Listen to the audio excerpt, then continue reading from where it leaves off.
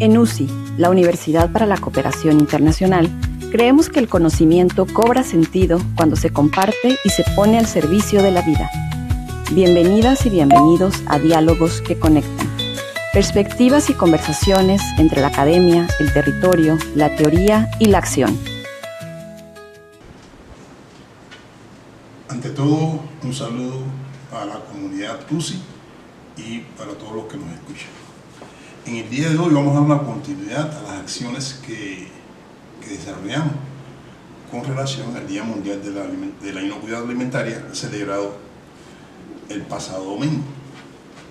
Es interesante que este día tuvo como lema de la carga de la inocuidad a las soluciones.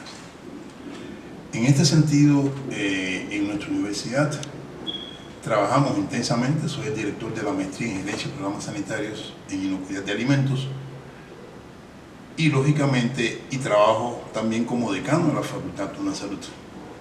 Esto significa pensar en la inocuidad de los alimentos más allá de los clásicos peligros químicos, físicos y biológicos en los que se ha evolucionado este concepto. Hoy tenemos una sindemia relacionada que tiene como título la obesidad infantil, un tema muy complejo, multifactorial, en el cual la evolución del sistema alimentario, con sus dos variantes, básicamente la falta de biodiversidad de la dieta y el uso de alimentos o las nuevas opciones de alimentos que han sido diseñados para que incrementen el hábito tan rico de comer, porque sus sabores, sus ingredientes se han trabajado gracias a la ciencia para que nos incrementen la satisfacción de comer, pero que conjuntamente con esto nos limitan otros elementos clásicos que hemos tenido en la alimentación cuando nos alimentamos con dietas diversas. Es decir, la sensación de llenura, la sensación del placer y llenura se han combinado de forma tal que nos estimula a continuar comiendo. Esta situación ha generado que lo que se ha llamado entornos obesogénicos son un grupo de factores propios de alimentos, pero más bien en el medio en el que las personas lo consumen, que generan esta adicción, pudiéramos llamarle, que se refleja en elementos tan simples. O sea, recordamos cuando hace 20, 30, 40 años, que la obesidad no era un problema. Hoy los niveles de obesidad infantil están creciendo de forma alarmante. De esto no hablamos de forma específica, sino que hablamos en este enfoque holístico desde la Universidad para la Cooperación Internacional. Estamos trabajando con 12 universidades de Europa y de México, de Chile y de Costa Rica, donde estamos abordando este tema con una visión integral, desde los problemas psicológicos hasta los problemas de cómo gestionar qué opciones tenemos dentro del sistema alimentario, que, como todos sabemos, abarca todo, desde la producción, la cosecha o la recolección o la pesca, hasta el procesamiento, lógicamente la distribución. Pero en este factor estamos viendo que precisamente la etapa final es donde muchos de estos efectos se reflejan. Actualmente, aquí en Costa Rica, en México y en otros países, en el lugar donde compramos esa pulpería, esa tiendecita, esa bodeguita de esquina, encontramos una gran oferta de alimentos que han tenido un determinado nivel de procesamiento. No hubiera sido posible si no es por el procesamiento de alimentos que pudiéramos consumir alimentos producidos en todo el mundo. Esto empezó, lógicamente, con la perdización y los avances que ha habido en el parque. Pero en estos últimos años ha habido una tendencia, primero asociada a la producción masiva de alimentos, la reducción de la diversidad, combinado con estos factores que le hablaba. Esto ha generado una preocupación, porque hoy los niveles de obesidad infantil, según los informes del UNICEF, Fondo de las Naciones Unidas para la Infancia, alcanzan valores muy alarmantes. Estamos hablando de 30%, incluso en países que el porciento de la obesidad infantil se ha incrementado. Esto asociado al tema central de la inocuidad, que hace que precisamente este sector poblacional sea el que presenta mayores impactos, en la que la falta de inocuidad alimentaria tiene su gran impacto. Recientemente también salió un informe de la Organización Mundial de la Salud, donde se evalúan estos impactos por países y se ve que precisamente estos impactos de la inocuidad se acrecientan, son mayores en esta población, jóvenes, adultos y otras personas con determinada condición social o de patologías previas. Por eso hay que trabajar en un enfoque holístico y gestionar esto de una manera holística. En el caso de estos alimentos, que algunos llaman ultraprocesados, depende de la clasificación que hagan, lo cierto es que son alimentos que están diseñados para favorecer nuestra atención, para llamar nuestra atención, están diseñados para tener un sabor muy rico, en realidad son muy ricos por esta combinación de sal, azúcar, grasa. Pero lamentablemente a veces uno de estos ingredientes es superior al otro y tienen en común que tienen una relativamente baja densidad de nutrientes, es decir, vitaminas, minerales, proteínas y alto valor calórico. Esto favorece, esta combinación favorece que precisamente haya y su facilidad para prepararlo. Vivimos en un mundo moderno, esto exige que todos tenemos muy poco tiempo, vivimos en los tiempos de la rapidez, de la inmediatez, pero hay que parar dentro de esta aceleración de la vida y pensar en el futuro. Por eso hemos estado pensando mucho, debatiendo entre el claustro de la maestría en gerencia y programas sanitarios en inocuidad de alimentos, cómo contribuir, cómo buscar un equilibrio entre estos alimentos, esta rapidez, esta conservación prolongada y cómo contrarrestar estos problemas que se están presentando en la alimentación. Pensamos que hay varias alternativas. Está el incremento del consumo de alimentos frescos. Hay procesos tecnológicos que nos permiten extender la vida útil de los alimentos frescos. Por eso podemos comernos una banana en cualquier lugar del mundo.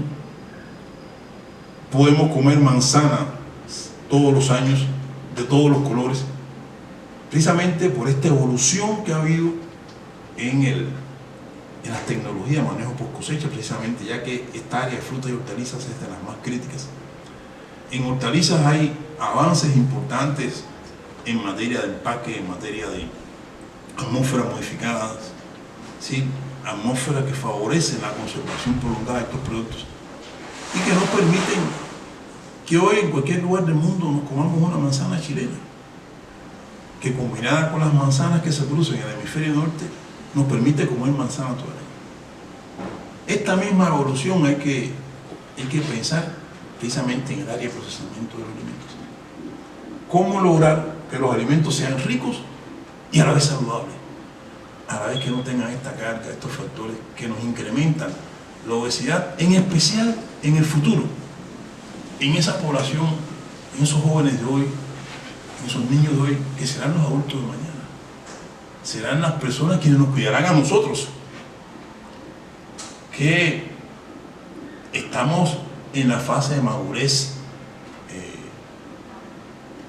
en materia de edad, tenemos más de 30, menos de 70, 75, que es la edad en la cual hay mayor productividad.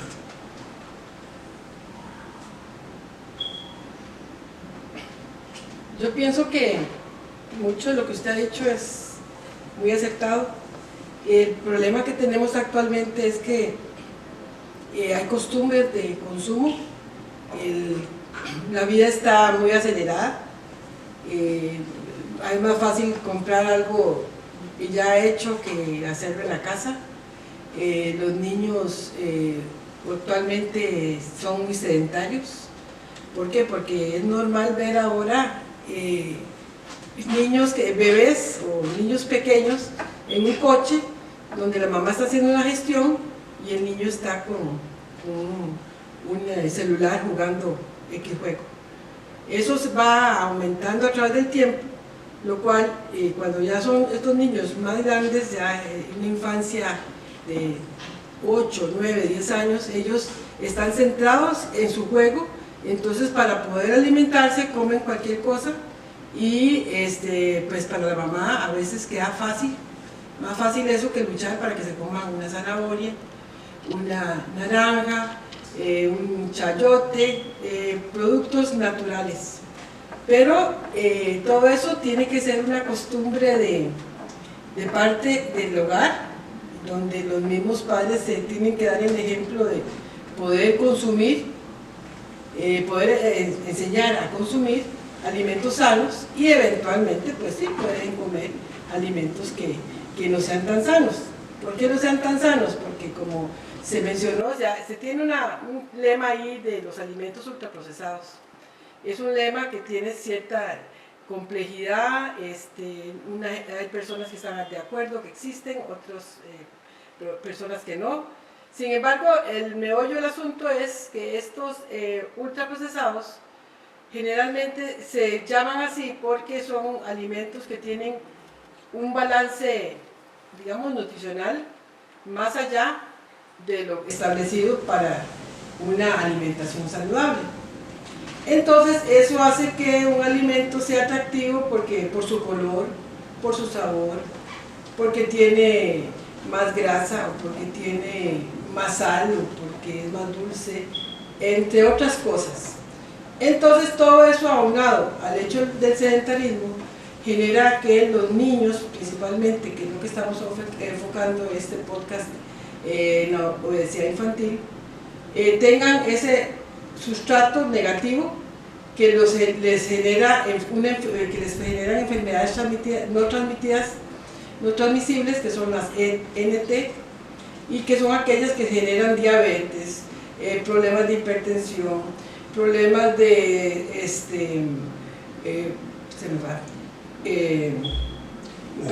obesidad también, bueno, entre otras enfermedades similares. Son no transmisibles porque una diabetes no se transmite, simplemente se adquiere, bueno, se puede transmitir genéticamente, digámoslo así, que en la familia haya gente con diabetes, pero si en la familia hay personas con diabetes o que han tenido diabetes, lo que sucede es que si se fomenta el consumo de estos alimentos que no son saludables, pues el problema va a ser mayor.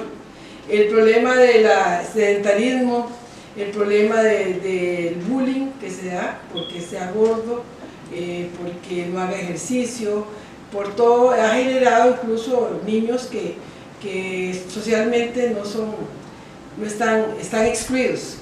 Entonces eso va haciendo una bola de nieve que incrementa esta problemática que exponía el doctor Cayet, la problemática a nivel mundial, ¿verdad? La obesidad, ¿verdad? No solamente se ven niños, también se ven adolescentes y se ven en adultos mayores, y el problema es todo lo que conlleva el problema de ser obeso. La situación de la obesidad es algo muy serio, y a nivel de procesamiento pues se podría considerar la apertura de una línea, digámoslo así, que permita alimentos que sean saludables dentro de lo que cabe.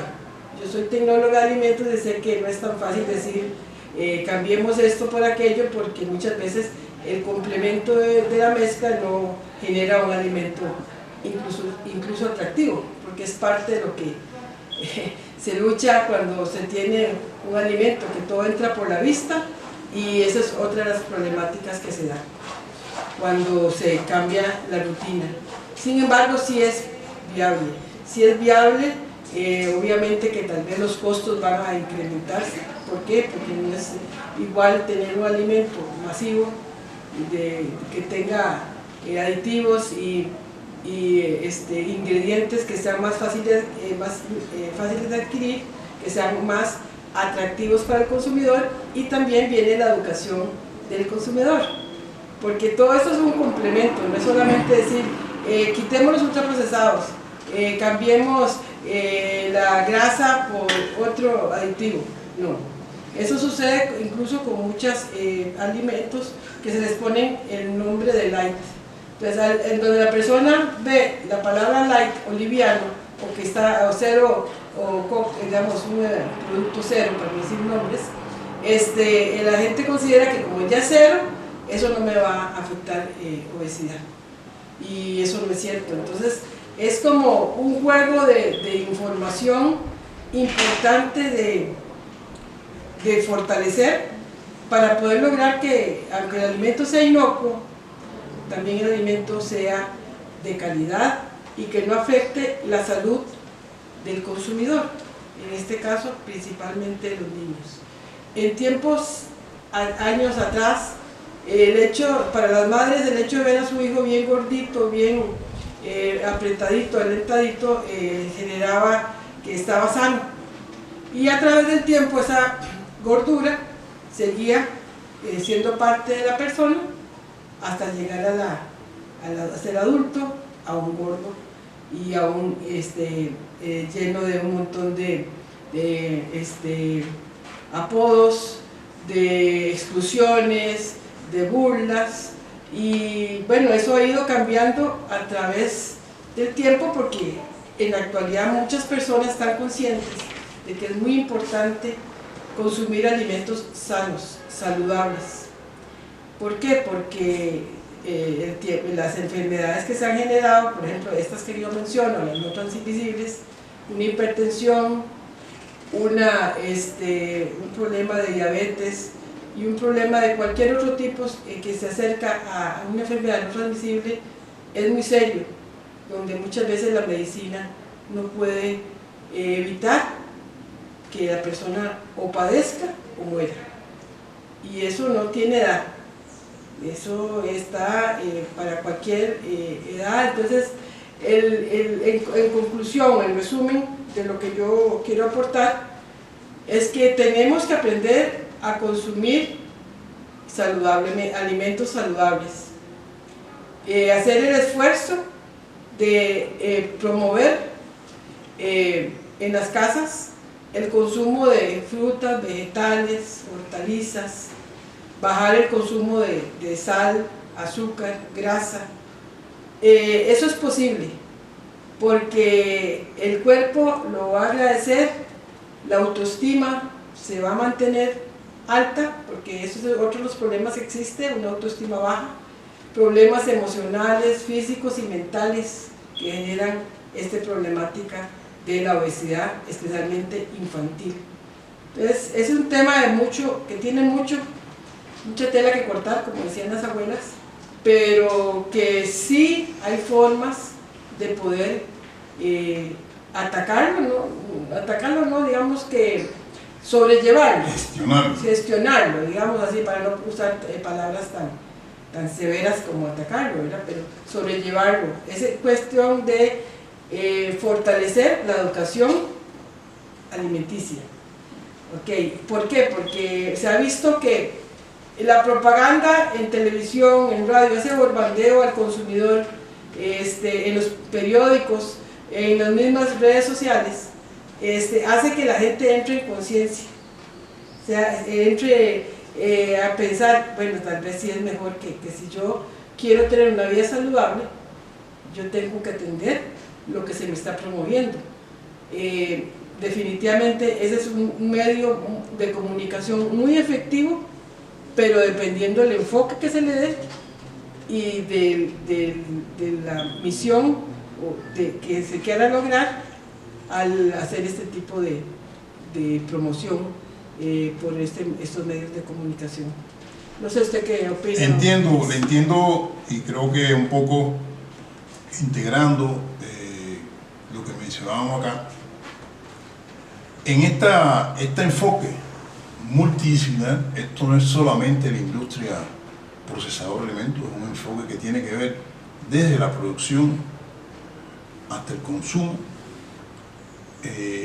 incluso la educación nutricional. Influyen toda una serie de factores que van desde el incremento de la diversidad de la dieta hasta hacer esta dieta accesible a todos y cada uno de los seres humanos. En la actualidad, aproximadamente el 1% de la población mundial consume dietas saludables y sostenibles. En este sentido, es importante destacar que precisamente estos avances en la industria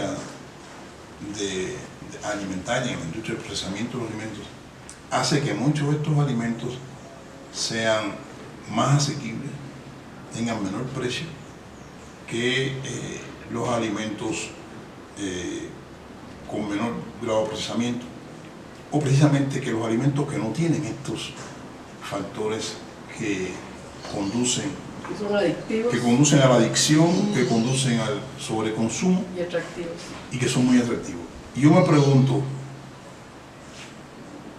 ¿por qué no abordar esto de una visión holística? Hoy hay una discusión, hay colegas míos que dicen, no, el término ultraprocesado es un término que solamente usan determinados sectores que no han sido aceptados por la Comisión del Códex Alimentarios, que es un término, pero es un término que está en uso hoy, incluso por instituciones altamente prestigiosas. Hay un informe de la Comisión Eat Lancet, de esta súper prestigiosa revista norteamericana que se ha dedicado solamente a estos temas de los sistemas alimentarios sostenibles, de los sistemas alimentarios que promueven la alimentación saludable, justa, para salvar el planeta. Dentro de este enfoque adquiere especial significación el tema de este grupo de alimentos que han sido diseñados para favorecer su consumo, para bloquear nuestros mecanismos de saciedad y nos hacen comerlo de forma desproporcionada. En este enfoque, precisamente, es un gran tema que decía, alimentos procesados de esta forma, ultraprocesados contra beneficios económicos. O sea, hay un gran beneficio económico y me pregunto, ¿por qué no invertir? ¿Por qué no hacer ciencia? ¿Por qué no trabajar en hacer los alimentos inocuos y saludables, más asequibles para todas las personas? O sea, hay un problema, hay dos opciones ante un problema. Una opción es ignorarlo, no, eso no me va a pasar a mí, ese problema no va a pasar a mí, eso no es el problema de mi industria. Y otro problema es prepararse para el cambio. Hay una situación a nivel global, ejemplo típico, el etiquetado frontal. No, acá no lo vamos a aceptar, pero donde se ha puesto el etiquetado frontal hay una disminución del consumo de estos alimentos. Ahora, esta es una oportunidad para la industria.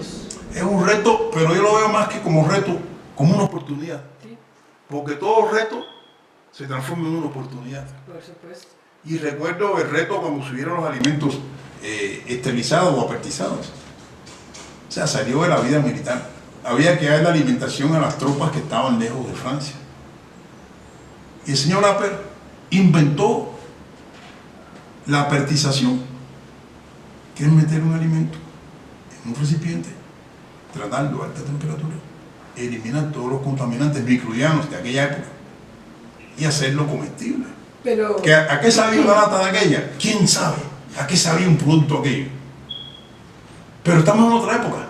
Hay que pasar de la época de la gestión de los peligros químicos, físicos y biológicos, que es la era, llamémosle, del siglo pasado, a los retos que tiene el siglo en estos momentos. Y si tenemos incremento de la obesidad en general y de la obesidad infantil en particular, todo el sistema alimentario, todo, debe gestionar este reto. ¿Cómo? Con nuevas tecnologías, con nuevas formas de procesamiento. Hay muchos avances. Ya las comunidades, por ejemplo, los incas nos enseñaron la liofilización en aquellas condiciones, sin aditivos químicos, y es la misma papa. Otras comunidades nos han enseñado los colorantes naturales versus colorantes artificiales. O sea, que este es un reto que la industria alimentaria debe considerar como una oportunidad en el diseño de nuevos productos. Y la misma inversión que se ha hecho en diseñar estos alimentos, diseñarlo por el futuro. Es que porque no son mis hijos, perdón, no son mis hijos, son nuestros hijos de todos. Estoy pensando más allá de lo que nos digan esos niños cuando nos pregunten: ¿y usted qué hizo? ¿Cuál fue su contribución como integrante del sistema alimentario para que no tuviéramos esta situación de obesidad que fue diseñada en un cómic hace mucho tiempo? Que estaba un niñito que estaba en una nave, eran unas bolitas de niños que prácticamente no hacían ejercicios, lo único que hacían era comer y comer y comer. O sea, nuestros niños, las futuras generaciones no nos están pidiendo, nos están exigiendo esa responsabilidad, y esa responsabilidad no podemos evitarla. Muchas gracias. No podemos. Bueno, a lo que usted dice, yo considero que sí, es muy importante tomar en cuenta todo eso y mencionar que, por ejemplo, los alimentos autoclavados, los enlatados, son uno de los alimentos técnicamente más maltratados a nivel térmico, porque reciben tanto tratamiento térmico que ese alimento pierde muchas propiedades en vitaminas, en minerales y en otros valores nutricionales que deben de tener. Entonces de ahí viene el cambio de la tecnología de alimentos enlatados a alimentos, por ejemplo, los de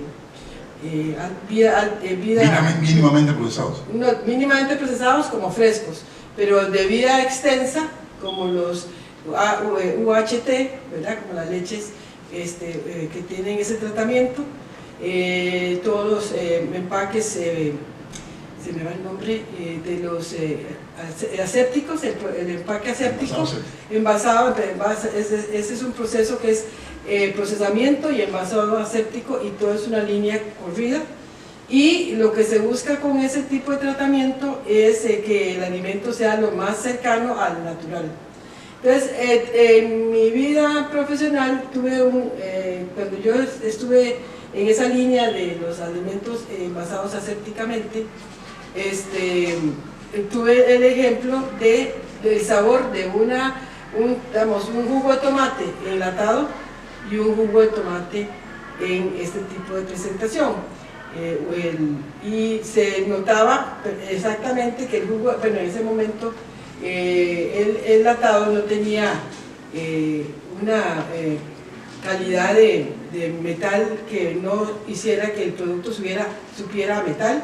Entonces sentía, perdón, no voy a meterme en la parte técnica, se enfocaba en que el sabor del enlatado con respecto al del envasado aséptico era totalmente diferente. Era más agradable el del envasado aséptico que el de la lata, por el tipo de procesamiento que tenía.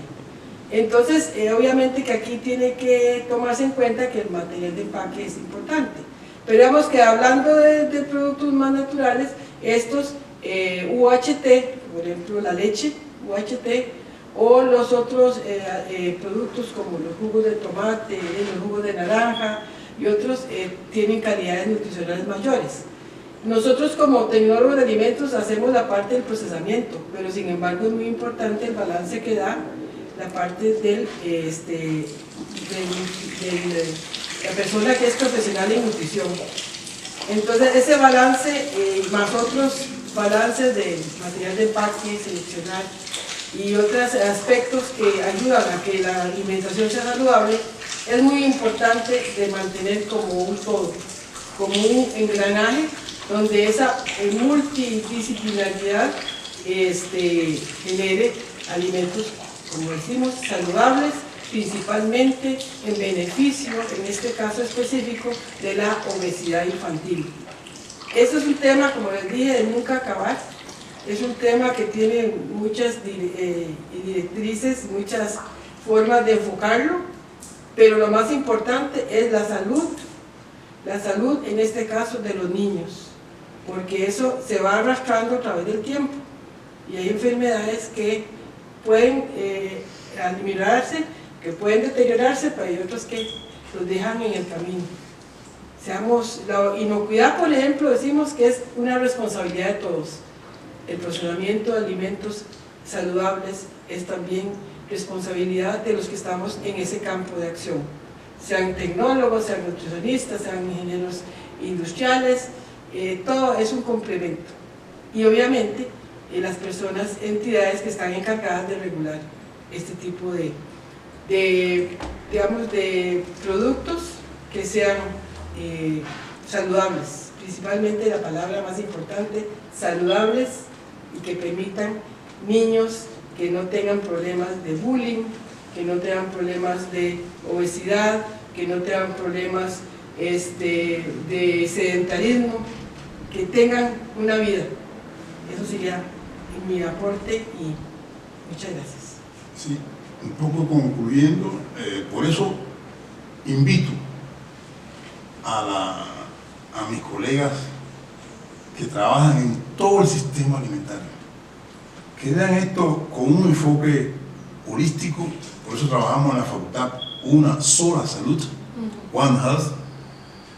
Ver este problema no como una afectación desde mi posición en el sistema. O sea, creemos que el mayor beneficio que puede haber es que haya salud para todos, que haya alimentos inocuos y saludables para todos. O sea, nos corresponde precisamente con los nuevos avances tecnológicos. Hay muchas tecnologías disponibles. Trabajar precisamente para lograr estos alimentos inocuos y saludables y poder ir